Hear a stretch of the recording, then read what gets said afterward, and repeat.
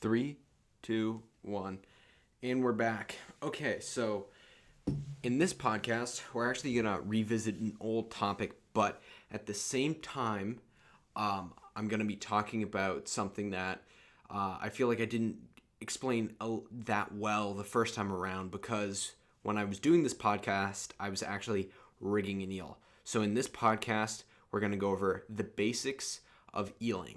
And the reason I wanted to go over the basics of eeling is because I've had a lot of questions from people because I didn't do a great job of explaining how to eel that well.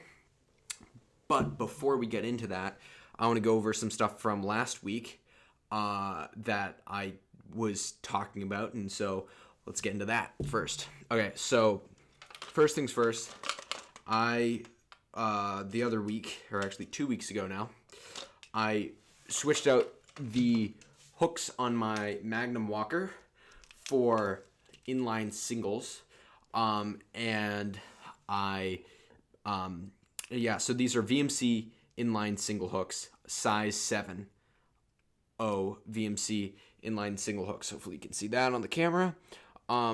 So I tested this out today because the other week the water was actually frozen in the inner harbor, so I couldn't fish. I couldn't throw these plugs to test. So luckily, it's actually starting to get much warmer out, and it's going to be in the 60s all this next week, and it was in the 50s, which is a super awesome sign that the fishing is going to start up soon. We are getting into the midway. Well, yeah, I guess we're getting into mid-March now. Not really, but kind of. So it's closer to mid-March than it is the beginning. So we're going to call it, we're getting closer to mid-March. And so that means striped bass migration is going to really start hard now. I've heard a lot of good things about the bass starting to move in to spawn. And so, or at least not moving into spawn yet, but starting to get more active. And so that's good. And I'm excited for the next few weeks. I think it's going to really start getting really awesome. As far as like the fish are going to start to move. And so I was using this plug, and the cool thing is I think it works. So I think that it's a little bit trickier to use these inline circles because I think that it throws off the action a little bit. Now the thing is, throwing off the action a little bit is not too bad. I mean, the action is thrown off where I think it just takes a little bit more skill now to work the plug correctly. I was also throwing it, and it was low tide, and I was up on a retaining wall, so I was probably 10 feet above the water. And when I was out further, I could really get a good walking motion with it. But when it got in closer, the walking motion was a little bit more difficult. But so I think maybe the size down will be a little bit better. So I'd go with size 6 to size 5. I think might be a little bit better. I think size 5 will be a little small. So I'd go like size 6 if you're planning on doing this. Although I am going to keep this rigged like this, and because I do think that I want these bigger hooks on it, because I do think if I hook into a larger fish, this will just be healthier for it, and it will also stay pinned a lot better. So that's that. And then the other thing that I was trying out is the small Magnum Walker. So the small Magnum Walker, I mean, as you can see, it's a fair bit smaller than the big one. But oh my God, is the small one incredible. I'm so excited to be throwing this spring. I think it's the perfect size to really get some, bass, some schoolies up to, I mean, you can get up to 40-pound bass on this in the back bays. I mean, this is the perfect size. I think it's like 6 inches, and don't quote me on that. And so it's really like a nice size and profile of like a medium-sized bait fish to smaller bait fish. So I think that this is like our missing key. I mean, you have the small plugs out there, the smaller walking plugs, but you don't see a lot of nice wooden, smaller spooks. And this thing absolutely zigzags and tears up the surface. So I'm super, super excited for this in the spring. But let's get into eeling. The thing about eeling is I've talked about it, and I also talked about fishing rigged eels. But during that podcast, I was concentrating on rigging the eel and not on I was concentrating on rigging the eel and less on really explaining a lot about the gear and the reasons, the smaller reasons of how and why to throw eels and where to throw eels. I talked a little bit about it at the beginning of the podcast. I used a bunch of different rods and reels, but I really want to get into a little bit more in depth and make it a little bit easier for those of us who might be super new to striped bass fishing and don't fully understand the gear and stuff. So it's a little bit easier for them and for really, quite frankly, everyone else to understand what I was talking about in that podcast, because I don't think I did it justice. Anyway, so I'm going to actually start off by talking about line. Now, line and hooks, but the first time I made this podcast, this is before the actual regulations, the new regulations came out. So we were fishing. I mean, these are smaller hooks, by the way. I fish with size 8 Gamakatsu hooks normally when I'm fishing fishing with eels. But this is just a normal Gamakatsu J hook right here. I'm showing this on the video podcast. I think it's probably a size 4, maybe a size 3 Gamakatsu J hook.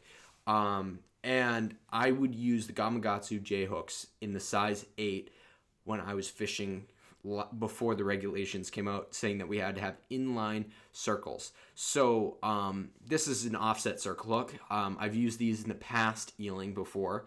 I've actually never used a circle hook eeling. So that's going to be new to me. And I wanted to talk about some of the ways that I'm planning on, hooking into the fish and if it's going to change anything. Because I've had that question come up a lot. What do you think about the new regulations? And also, what are you going to do eeling and so on and so forth? So this being it's actually an offset circle, but it is a Gamakatsu circle hook nonetheless. And so what the plan is, when you are fishing with a circle hook, and I've used offset circles before, and it actually burned me once on an incredible fish, but it wasn't actually my fish, even though it hurt me as bad, because I was actually trying to land the fish. And so what happened was my brother hooked into a fish. It was probably it was easily a 40-pound bass. It was 48 inches all day, because later that week we caught a 48-incher, same place, and I was landing it, and I actually landed the fish, exact same size mouth, exact same size fish. So whether it could have even been the same fish, who knows, but we were catching a lot of really, really large fish in like early June. And the fishing was oh my gosh, it was on fire in like early June. And I was having a lot of really big fish mixed in with a lot of really, really small fish. I was not getting a lot of fish in between, which I guess is showing us how our fishery is kind of very kooky right now, as far as we have a lot of larger fish and then we have a lot of smaller fish. We don't have a lot of bass in between. Even though in the fall I did see a promising number on plugs. I was catching a promising number of like 35 to 40 inch bass. So I was seeing like a lot of medium-sized bass, which felt good to see. But in the beginning part of the season, there was not a lot of medium-sized striped bass. So what happened to me is I was landing this huge fish, and it was really wavy, and I was wearing waders because it was early June, and we were on a cliff that was very steep. And so I was climbing down this cliff, like scaling down it backwards on this cliff, really like balancing on like a really sharp angle, and with huge waves coming in and splashing up and almost washing me in the water. And so what happened was I grabbed the line the fish was opened its mouth, and I grabbed my boga. And I have the line, and I'm reaching in with my boga to grab the lip of the bass, and a huge wave hit the fish. I reach down to grab it, I miss, and the fish shakes, and the hook slides out, hits me in the side of the hand. So I'm a little bit hooked, not badly though, and the fish slides into the water. Otherwise, if I didn't have the hook kind of in my hand, I would have dove in the water after that fish. But yeah, I was a little bit hooked, so I didn't want to like dive after it and get really badly hooked. But I lost that fish. I lost the fish, not the guy who hooked the fish. I felt really bad because that was by far the biggest fish that he'd ever caught. I touched the fish though, so you can say what it is, if it was a caught fish or not. I did touch the fish. I touched the leader and the fish, so people could say it's a caught fish. I don't really think it's a caught fish unless you like have control over the fish, in my opinion. But so what happened was we hooked it, but what happened is the bass, if you can picture the head of the bass, if his lips were here at the top of my fingers, it was hooked right here. The hook was sideways in the mouth of the fish. I don't know how. It was kind of like hooked where the angle of the eye of the hook and the angle of the hook were almost even. It was just under the skin of the fish. It was barely hooked, and the pressure was on right there. So it was really badly hooked. And then when the fish shook, the tension that it had on it was horrible. So that was one of the flaws that I saw immediately in fishing with circles. And is that if the circle hook doesn't get it in the side of the mouth, it's going to have a very difficult time of hooking it anywhere else, whether that be the top or the bottom lip.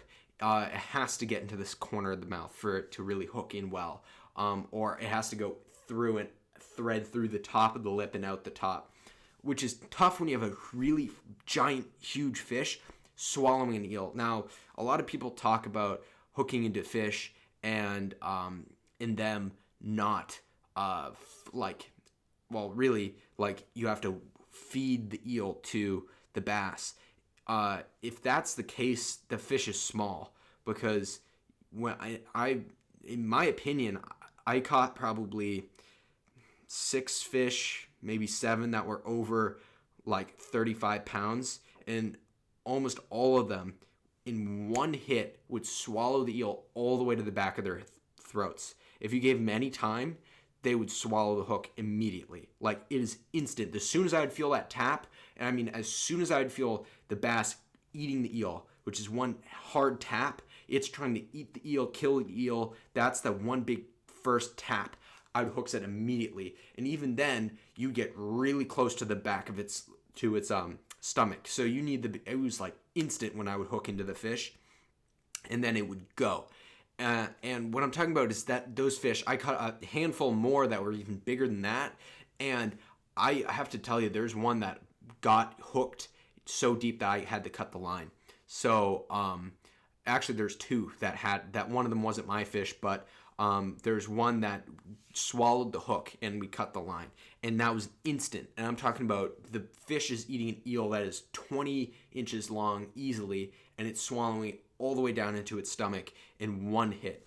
So when you're hooking into a bass that's over 40 pounds, that's what's going to happen. I've caught this past season, I caught hundreds of fish on eels. I went through so many eels and caught bass of various sizes, ranging from 10 inches to almost 50 inches. And they would swallow the hook, or I wouldn't swallow it, but they would eat it so aggressively. I mean, it was extraordinary. I actually did not almost no eeling during the day. I've had very bad luck fishing with eels during the day, really, because I've only caught maybe one schoolie during the day on an eel with perfect conditions around a moon, and then that night catching like multiple bass that were in the 20 pounds. So being able to get those fish to where you can actually have them eating aggressively is, I don't know. You throw an eel in front of a bass, it's going to eat it aggressively if it's large. So that's something I really wanted to talk about, is be super, like, I know so many people say, feed the eel, feed the bass the eel. That might work, but what's going to happen is, even if it's a circle hook, it's going to swallow your circle hook. And that is a guarantee. So if it's small, and what happens is you keep pulling out of the fish's mouth, while that might be frustrating, if you don't do it, I would say pause like you're fishing with a soft plastic and you're fishing with a small fish. Because what will happen is the bass needs to might grab it and then eat it twice, but pause for just a mere second before you're actually laying into the fish, because what's going to happen is the eel is going to go from what happens is the bass, that initial hit that you feel, that tap on the end of your rod, is the bass sucking that eel into its mouth. So that's what the initial tap is. Maybe the second tap is it swallowing the eel and it sucking more water into its mouth and swallowing the eel. And that's what the second tap is. Now, I had the worst luck with eeling when I first started out. And it was because I didn't give it time, and I wasn't necessarily in a spot that had large fish. The thing about eeling is you need to give it time, and you need to give it time at night. One story, actually 2 stories, really, make this, get this rule out there. I mean, I've talked a lot about, if it's not a productive spot, don't spend a lot of time fishing it. But and how do you know the spot's not on that night? That's something that I've always talked about, is super, super difficult to distinguish between a night being just dead off and the bass are just not feeding, to there being it being a good night of fishing where you're going to hook into a large fish. It's just a matter of time.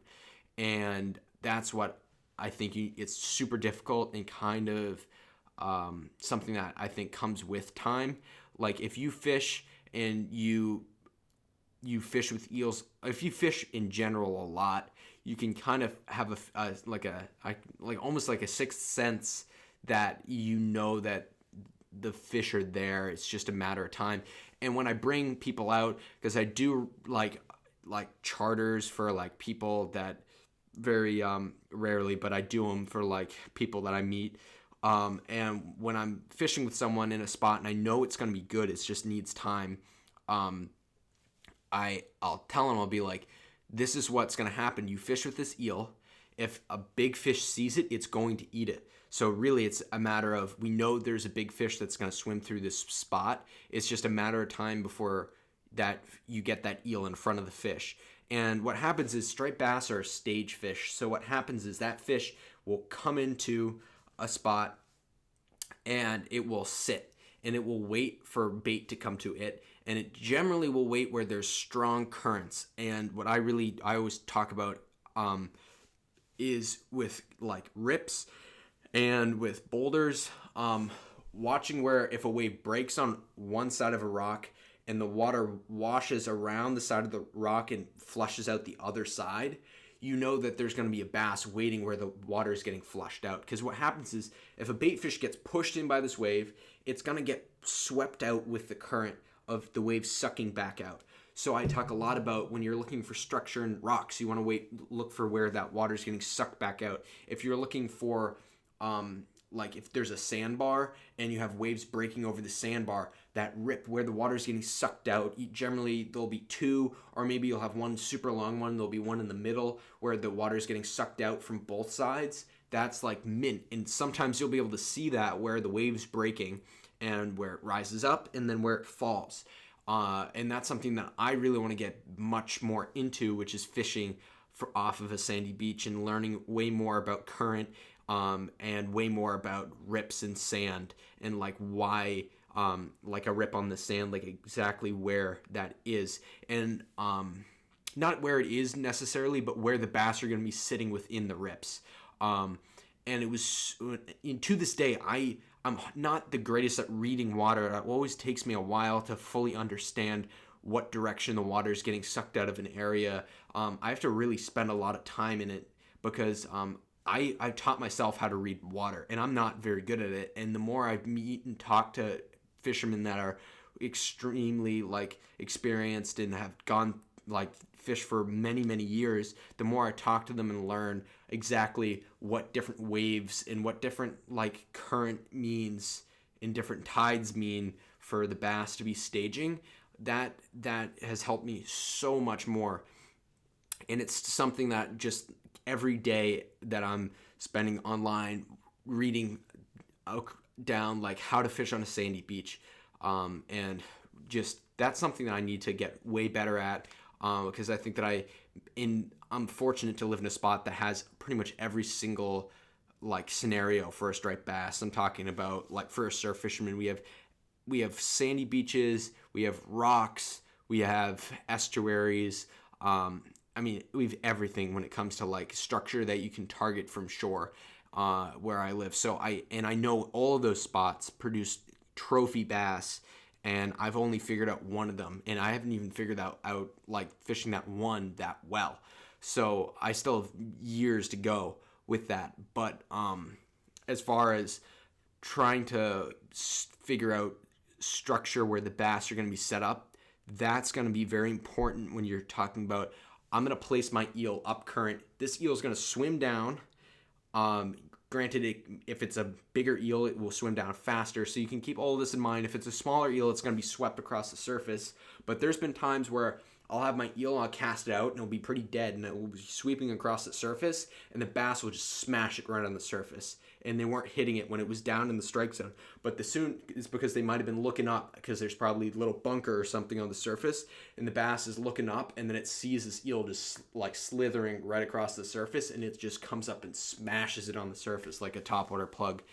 And that's like so awesome to see. I have one story where I was fishing and with a rig deal, and I hooked into a bass. I was fighting it. It was probably a high 20-pound bass. The thing spits it halfway out through the fight, and then I'm reeling it in, and I'm ripping it in across the surface, and another like 20-pound bass smashes it on the surface of the water. And that was just full gong show of fishing right there. I mean, like, it was insane to watch those fish be feeding so aggressively, and it just shows you how well that specific thing works. Eeling works so well. I've thrown plugs in spots, get nothing, and then you throw eels there, and it is lights out. Like, the fishing is insane. So being able to get to where the fishing is insane takes a lot of effort and a lot of time. And it's like, as I said, the first time I ever hooked into a really, really big fish, I just got so scared and so like interested in how powerful the fish were, and how I just became so hyper focused on chasing that feeling of drag, just like I'm helpless because this fish is stronger than me. And so being able to like so hyper focus in on the bass and how to target those big fish is very difficult to do. Took multiple years of trial and error, but I feel like through trial and error I found that eeling is in most applications the best way to go when you're fishing for large striped bass. And I have some stories that I want to tell that will really cover every single scenario of fishing for big fish. And I fished this one night with an eel. Before I really get into the gear again, I fished this one night with an eel where I was casting out, and there was huge waves, and it was scary to be where I was. I mean, the waves were coming in. I was getting hit chest deep by these massive just walls of white water from these 10 foot waves, like max 10 foot waves coming in, crashing like far out, probably 50 yards in front of me, and rolling 8 feet, 4 feet, 3 feet of just white water on top of white water. I mean, it was insane. And I was casting out in this boulder field with these huge snakes of eels. I mean, they were pythons. They were humongous. They were 2-pound eels easy. And I'm throwing them out with my giant ODM Jigstar rod, just ripping them out there. And they would smash into the water, and they'd slither down, and then I'd just get pounded by these huge, enormous fish. And you can do that with a plug, but you can't really get into the boulders like that on when the weather's like that with a plug. I mean, it's very difficult to get a plug. Maybe you can get down there with a shad stick. A shad swimmer. So because what will happen with this plug is I can work it where I bend the eye of the plug, not the lip, the eye, and I can bend the eye up, and the plug will go down really deep, and I can get it to literally bite right into the rocks and just wobble up over these rocks. And the bass are just sitting right in the rocks, and they see this plug just go boom under and hit the rock, and then they just whack it. I mean, it's extraordinary when these fish really hit hard. It's when it's really like crazy fast wind, big waves. I mean, the fish get so fired up because it's very difficult for them to actually feed, and they need to feed so aggressively when it's like that. But we'll get into line. So I did a lot of fishing with monofilament, and I was fishing with 80-pound monofilament, and I was not liking it at all because, number one, mono stretches a little bit more than fluorocarbon, and 80-pound is a little bit difficult to tie knots. At that time, I got a little bit better at it, but really, an 80-pound fluoro knot, I do improve clench knots when I'm fishing with fluorocarbon or mono. Not with braid. I do polymer knots with braid, but so what I'll do is I'll just do 3 wraps, and on the 4th one I just feed it through, and I'll just tie one right now. Why not?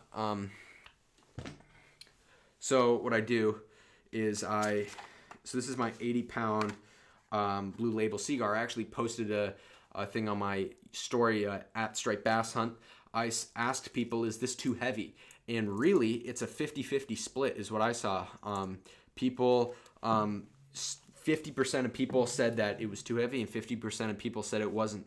So, and I think it really depends on where you're fishing, whether it's too heavy or not. So what I do is when I'm tying my polymer knot, and I have a video on my YouTube channel, which is also Striped Bass Hunt. If you're not watching this, if you're listening to this on the podcast, on one of the many podcasting apps that this goes to, but I have a YouTube channel that I also post these podcasts with the video of the podcast, and I also have something I call a quick tip, and I have both knots that I use from like monofilament and fluorocarbon, and that I use for braid.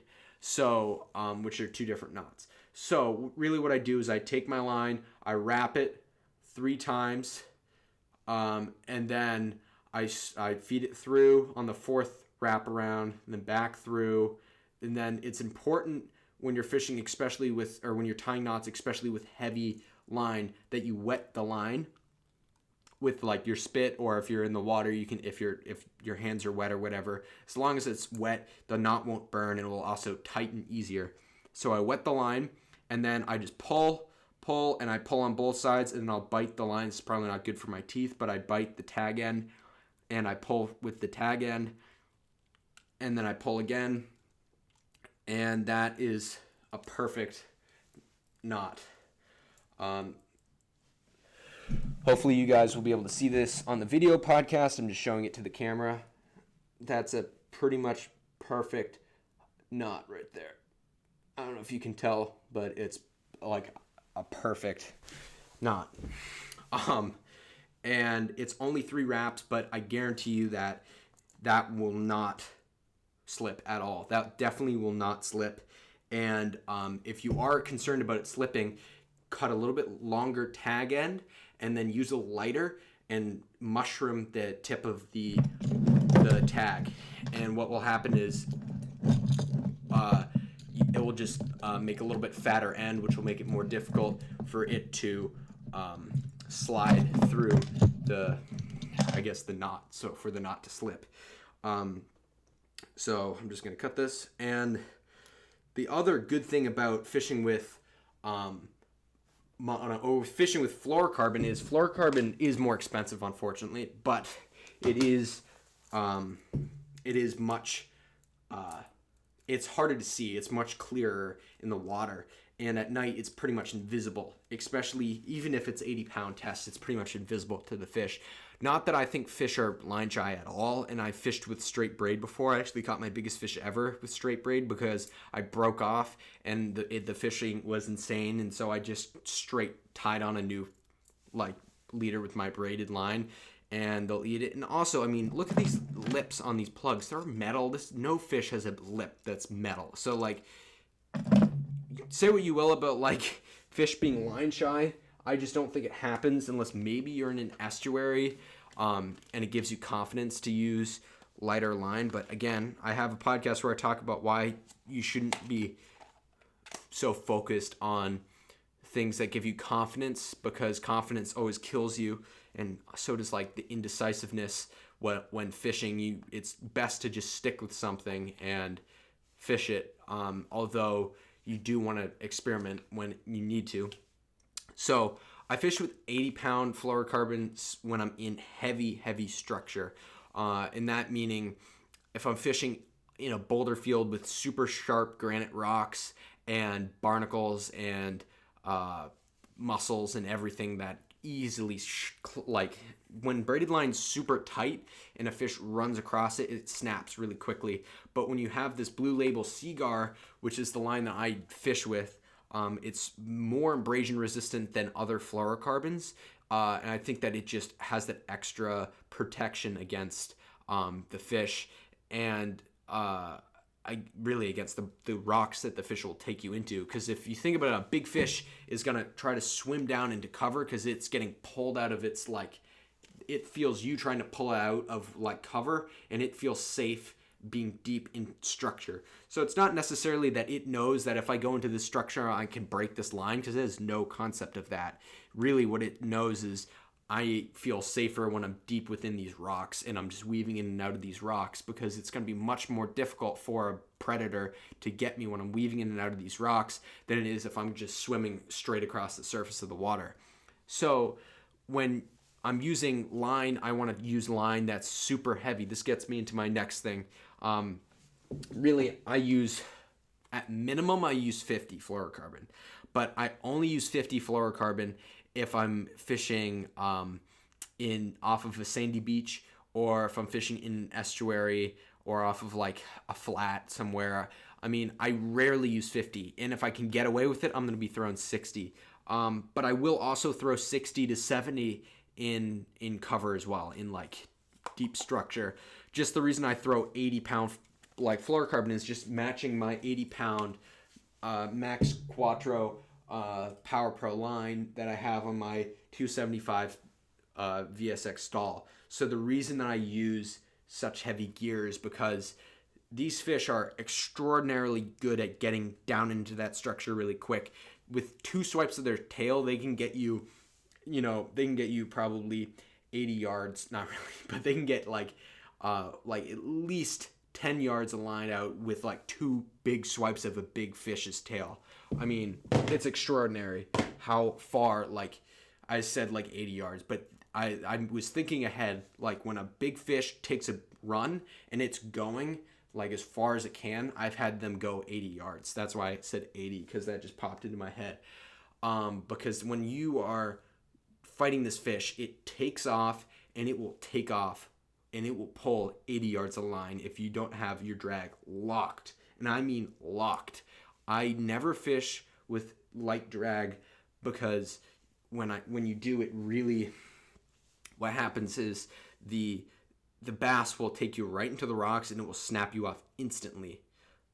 That being said, when I was talking about the line being when I was talking about the braid getting into the rocks, when the braid is super tight, it's so much easier to cut. So, for instance, these are both set up. They're not actually set up for eeling, but I've my 2 rods that I really do my damage with here. And so I have my line. I would like to show this right here. Let's just pull out some line. Yeah. Need some more line.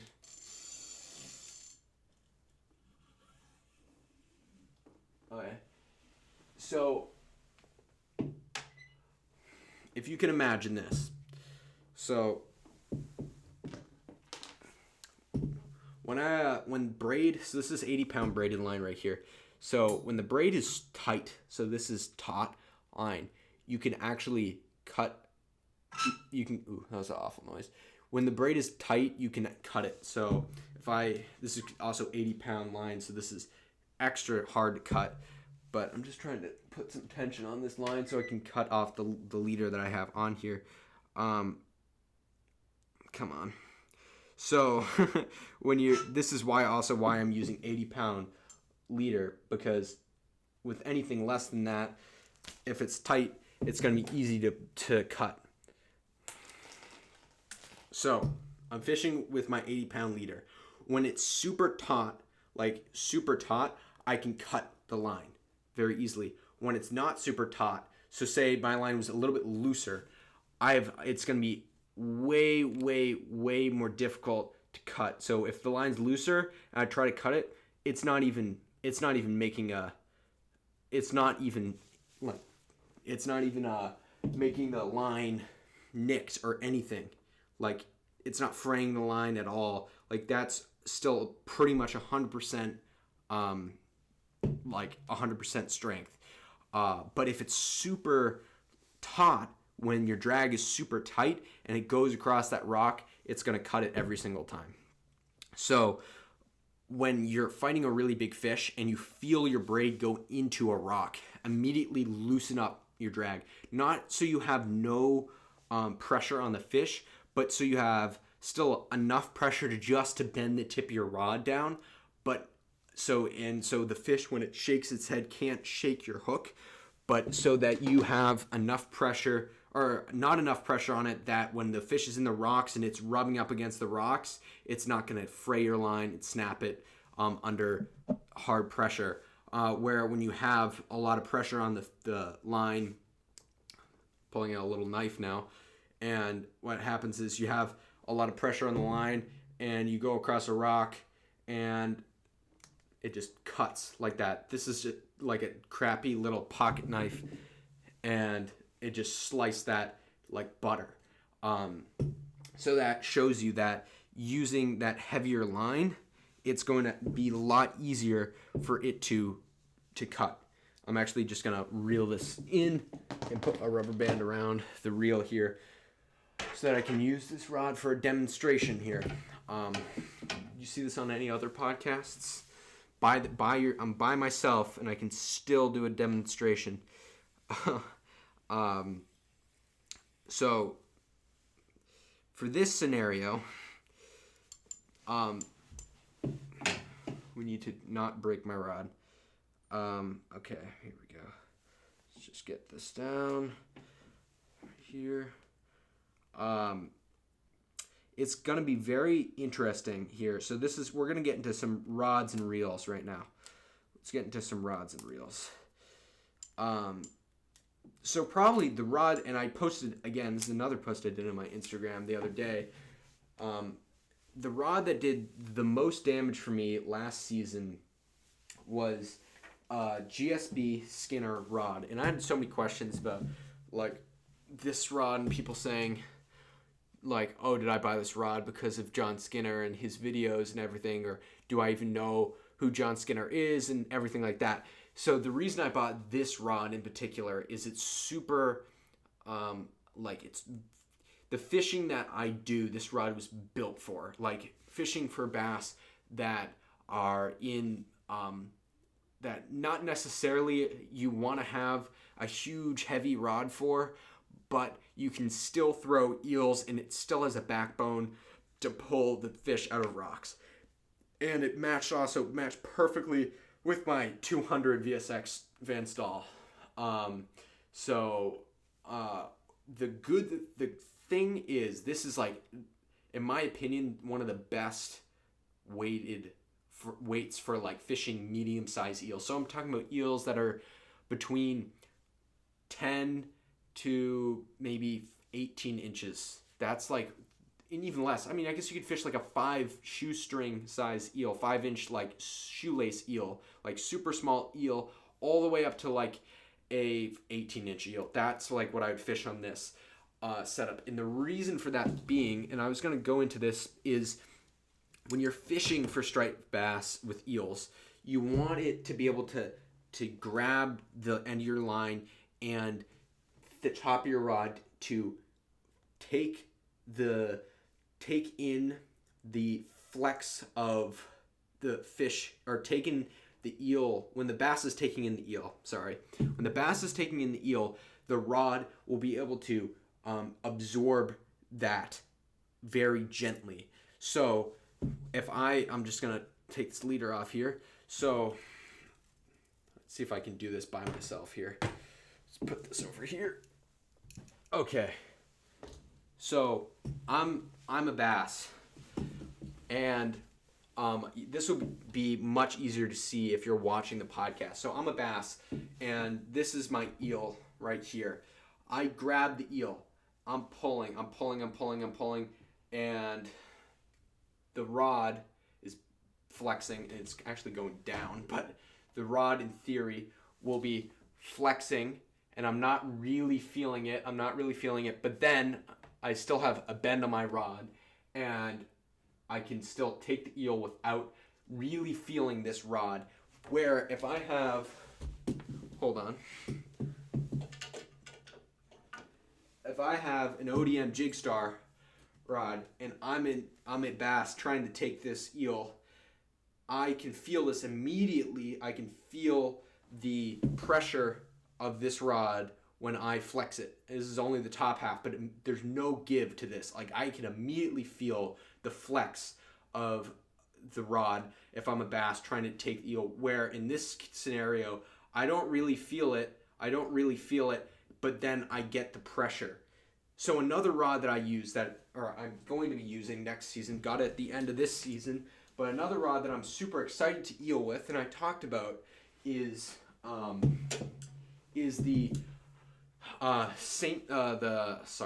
Century Stealth rod. So I got the Century Stealth rod, and I'm going to show you basically the same thing here. Now I'm standing up, trying to get this all sorted here. Okay, so I have my Century Stealth, which is a longer rod. I think it's a 10'6" rod, so it's a little bit longer, so it's going to be a little bit more difficult for me to deal with. But the good part about this rod is it is super, super flexible. So I have it on this cushion here. If I'm a bass and I'm taking an eel, this is going to be tough. If I'm a bass and I'm going to be taking an eel here, this rod has a super flexible, this is probably not the best way to show this, has an incredibly flexible tip to it. So way, way more than the other rod.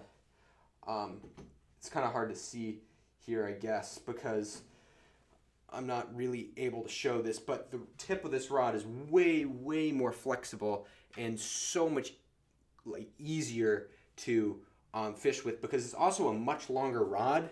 So what happens is when the fish takes it, it can absorb so much more over a longer distance of the rod. I don't know enough about rods to tell you the specifics of exactly what power of rod this is. I just don't know enough. And hopefully, as these podcasts go on, I can get people on this podcast that can tell you in much better detail and with much, much better examples of why different rods act certain ways when you're casting them and hooking into fish and fighting fish. But all I can tell you is when I'm fishing, I want to have a rod that has a soft tip to it. That helps me so much. So when I'm fishing, I'm reeling in, I'm standing up again. I'm getting into this podcast. And I'm standing up and I'm reeling in my giant fish here. I have the rod at a high angle. So I'm reeling and I have the rod at a high angle. What I do is I brace the rod just against the inside of my thigh when I fight fish. And so I'm reeling and I feel the fish. What happens is I feel these taps on the top of my rod. These are hard taps, sometimes they're really aggressive. The bass are hitting the eel super hard, knocking the rod out of my hand type strength. And as soon as I feel that whack of the fish, I'm going to drop my rod just a little bit And then now, because I don't have J hooks, I'm now going to be reeling up with the fish. So it's going to be more subtle. It's going to be a quick reel up. So what that's going to hopefully do is pull that eel from halfway into its stomach out and have the hook just get it right in the corner of the mouth. So that reeling is going to set the hook in position for then me to engage into the fish, and the rod, it being a softer rod, will be able to set up perfectly where the hook gets lodged into the, hopefully right into the corner of the bass's mouth, and I can fight the fish with a secured hook. Now this is all in theory because I've never fished with a circle hook with eels. So maybe I'm gonna have to pause longer, maybe I'm not. So I just have to work a lot of different things out here. But that is very important when it comes to fishing with your rod. You want to have a rod that is softer. Now the other thing, and the reason why I love Van Stahls is, and people will be not necessarily, like this is just one reason why they're great, I guess, is the amount of line that the reel picks up per crank of the handle is not as much as like a Daiwa Dogfight or a Shimano Stella or a anything else. Like all those other reels have so much more. Like I think the Dogfight is like 4 feet per crank, and this is like maybe 2 or 3. I don't know, but so what that is the line per turn of the handle. There's going to be, so I guess I can show this here on the podcast. So if we start with the handle at the top, by the time the handle gets all the way around to the top, the line roller will have picked up 2 feet of line or whatever. I don't exactly know. I get them all mixed up, so I'm not really going to tell you because I have 2 Van Stahls and they're both, I got the 200 and the 275. So, and the reason I got the 275 is it holds, number one, it holds bigger, more line, heavier line, and it picks up a little bit more line. And I think the drag is different. Not entirely sure, but I was just testing it both with my hands, like locking the drag down with both the 275 and the 200. And the 275 was, in my personal opinion, a little bit more difficult to pull out. So I think that's a little bit heavier.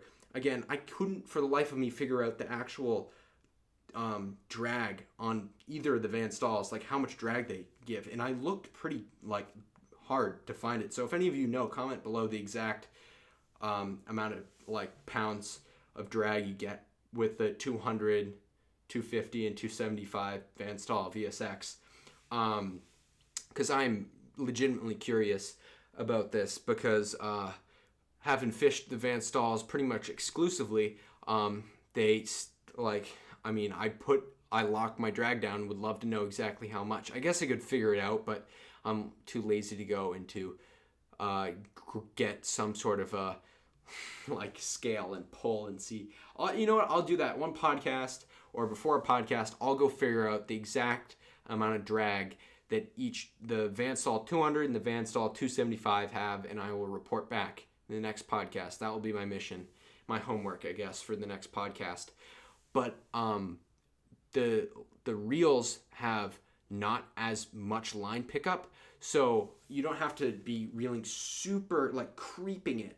You can actually reel it at somewhat of a steady pace, and the eel will slowly move across the rock. So really what you want to do is reel it slow enough that the eel is a few feet under the surface, but fast enough that the eel is not getting you tangled and stuck into a rock or into some obstruction under the water. And that is very important because I've so many times I'll have these eels and I'll be reeling them and they're super lively and they get me just plugged right into a rock, and you have to break off and you lose yards of line and you lose your whole setup and you have to retie. It sucks. It's the pain in the ass. And the other thing eels do, so I'm going to talk about keeping eels alive and everything, because this is something that I've learned. So when you buy eel, American eels, so this is the deal about American eel. American eels, I actually have a book I can go grab and pull up. You know what? Let's take 2 seconds, because this is just right over here. 2 seconds, pause. I'm grabbing a book where I can tell you some interesting facts about the American eel.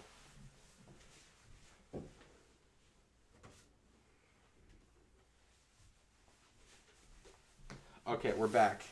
The American eel. Okay, let's find this in this book. I'm not exactly sure where this is. Hold on.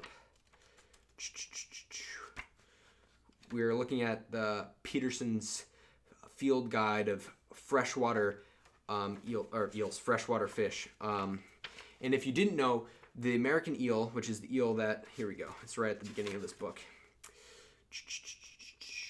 American eel, which is, okay, hold up. American eel, snake-like body, and has snake-like head, long dorsal fin, continuous with the caudal and the anal fins. So this is very interesting. Has no pelvic fins, but also can, so get this, it can grow to be 60 inches. That is enormous. 60 inches is huge. 146. This is some of the things that we get on, or what was that, 446? What are we at? Yeah, 146. Hold up. Oh. 145, 148, 146. American eel. Yeah, it can grow to be 60 centimeters. Range. So, get this. Okay. Catadrominus species that spawns in the Atlantic Ocean and ascends into streams. So pretty much what that means is what they do is they spawn in the ocean, right? And in the Atlantic Ocean, and then ascends into streams,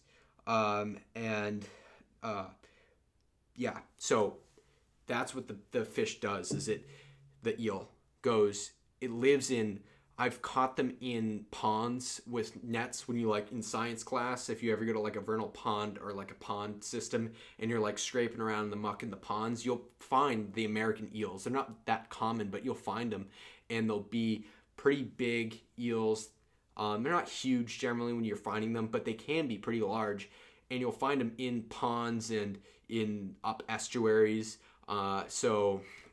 They spawn like striped bass. They spawn in like fresh water, or they spawn in salt water like rivers and stuff. And so one of the big reasons why people say they are,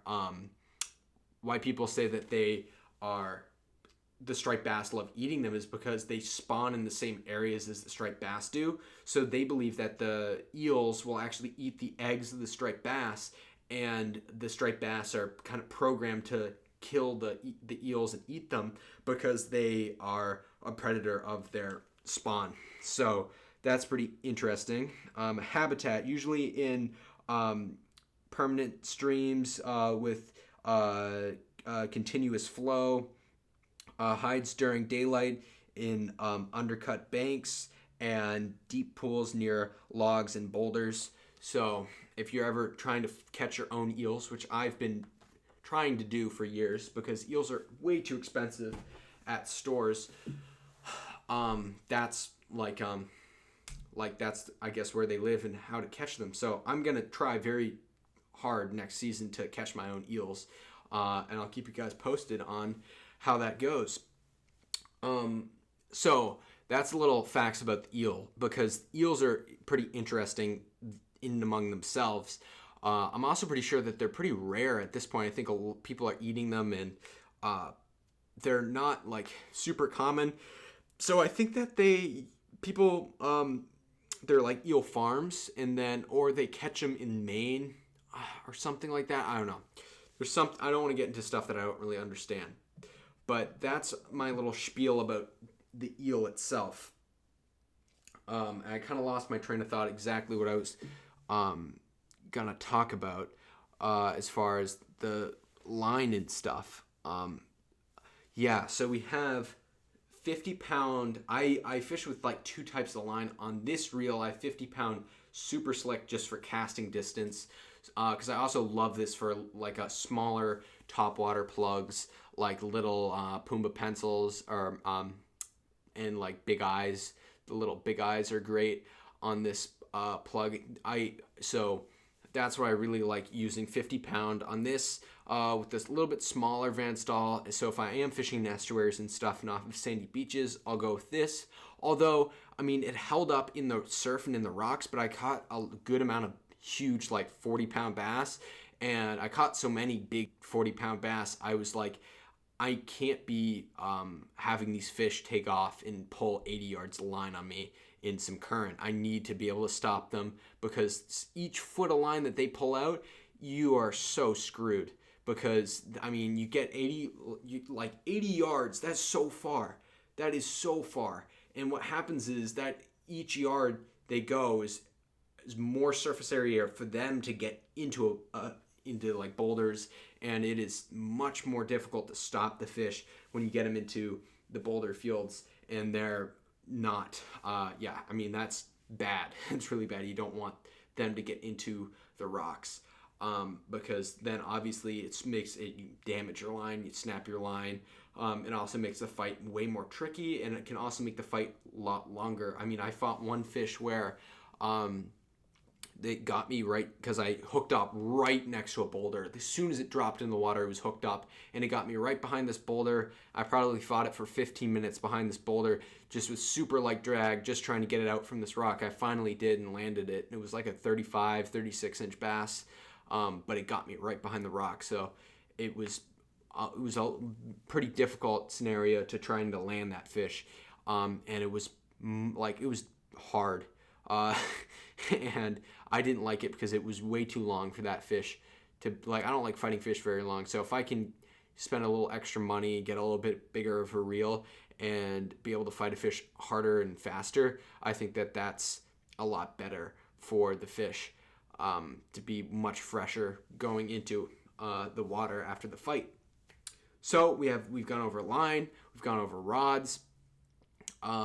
Let's go over, I guess, time of day that I fish eels. And I talked a little bit about this, but I like fishing eels at night. And the reason I like fishing eels at night is because I have always done the best at fishing for large striped bass at night, and eels have always produced large striped bass for me.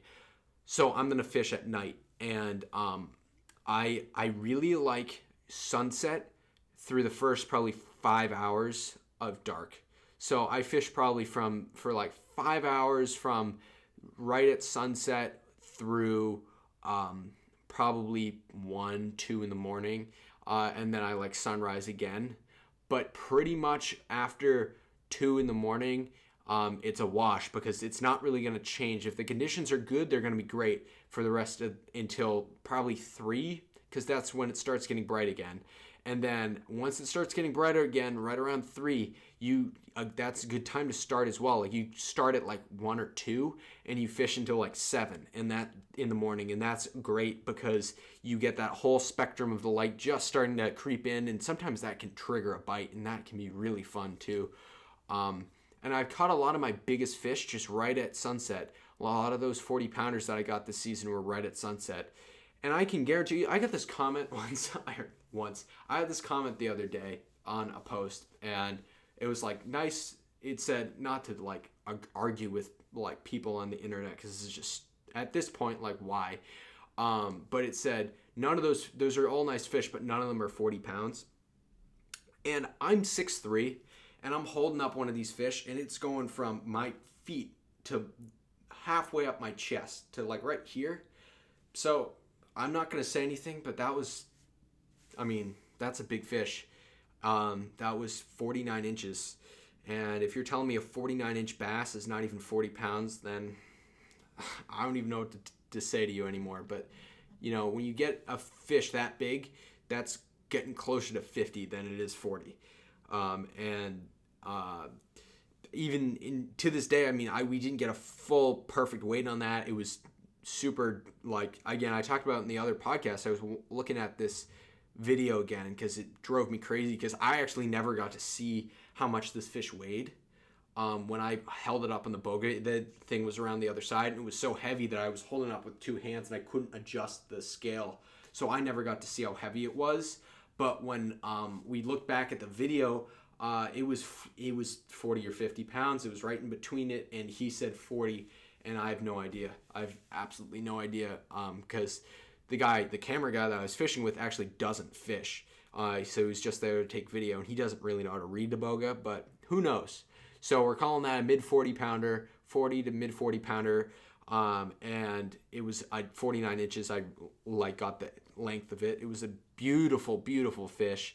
It just was thick across the head, and it was big. It was super big, and I took some quick photos. I held it up, took some really quick, I landed this fish, and there's a picture of me walking it through the water, and I pull it right, I slide it up onto a seaweed bank just out of a tide pool, and there's a picture of me holding it, which is a great picture. I have it, I think, if you haven't seen it yet, it's a great picture. I have my hand on a rock and one hand on a boga grip with this huge long fish and its tail right next to the camera, and you get to see how long and wide the tail of the bass is.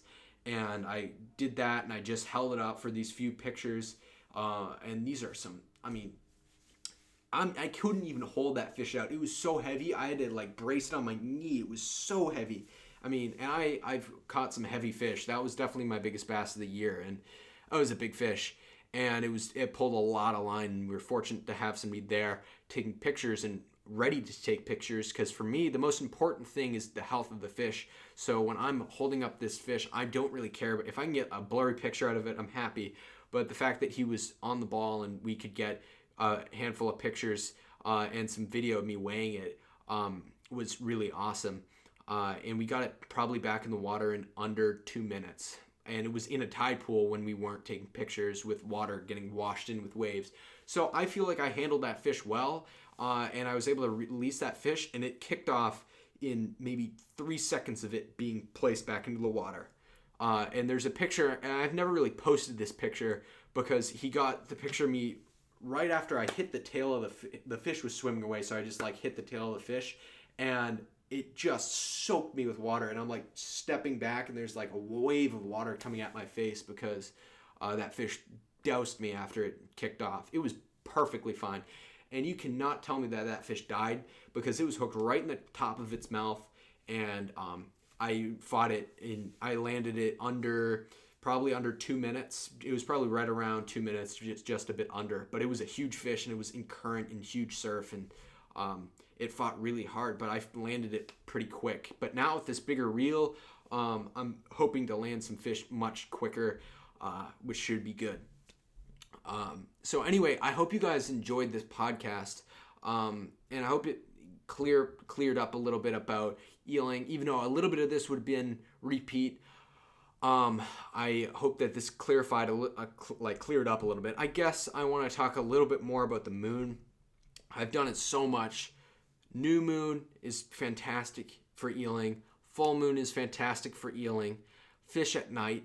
Fish between, the certain hours, right at sunset, right at sunrise. And then also 3 days before and 3 days after the moon's, either moon phase, are the best fishing you'll have the entire month. So that's when the fish are going to be the most aggressive, the most actively feeding. So that's when I would buy some eels. I'd actually buy some eels. If you plan it out, it really gives you a good amount of time. It gives you a week where you should have a shot at catching if you want to catch a trophy, you want to catch your 50-pound bass, it should give you a week to dial in, okay, I'm in this spot, I need this wind. So hopefully within that week, and you have multiple weeks to hit it, but hopefully within multiple weeks of it being a new or a full moon, you can get the perfect wind at least once. And in that day where you get that perfect wind, you can get that bite where it's just gong show action. Every cast, you're catching bass that are 25 to 30 pounds. So, and hopefully, if you're lucky, you can catch your 50-pounder. So thank you guys for listening to this podcast. Hope you guys enjoyed this podcast. But before I go, the next podcast, or within the next few podcasts, I'm going to have my first real guest, which will be Joe from Pumbaa Plugs. And he creates the plugs and the plugs that pretty much all the only plugs that I throw. And he's going to talk about these plugs because they're actually incredibly unique, being one of probably the most, and if not the most, environmentally friendly plugs, down to the paint, the epoxy, the hooks, and everything that goes into it. He's found the most environmentally friendly stuff to build them with. He has a very interesting story about why he started fishing, and who he's met fishing, and his whole everything is super cool and super awesome. So I hope to sit down for a little bit with him and talk about some awesome topics, and it will be super awesome to have the first guest onto the podcast, and it would be pretty cool to hopefully have that be a start of every once in a while we can get on, or as often as I can. I'm going to be trying to get on guests so I don't have to, so you guys don't have to listen to just me, talking for an hour by myself. So hopefully you guys enjoyed this podcast, and I'll see you next time.